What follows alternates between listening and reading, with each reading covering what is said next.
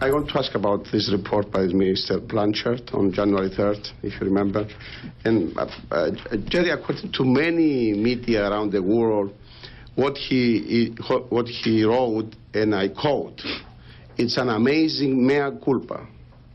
The Washington Post even went further, and I quote again, the Washington Post said that IMF's top economists acknowledge that the fund blew its forecast for Greece and other European economies because it did not fully understand how government austerity efforts would undermine economic growth, end quote.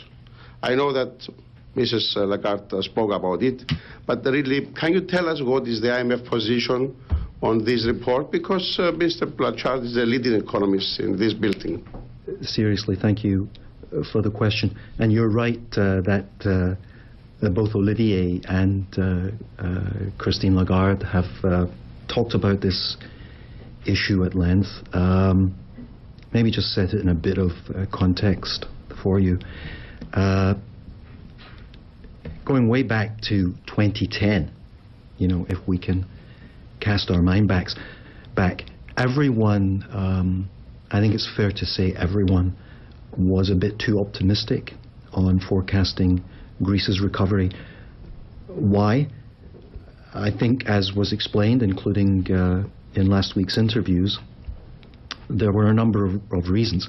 These included, I think, the depth and the protracted nature of the European crisis itself, and the political crisis in Greece, both of which severely affected economic confidence and delayed the implementation of reforms. So I think that was, you know, very important context for the way that people were thinking about the Greek program back in 2010, and these were kind of the this was the context that was emerging.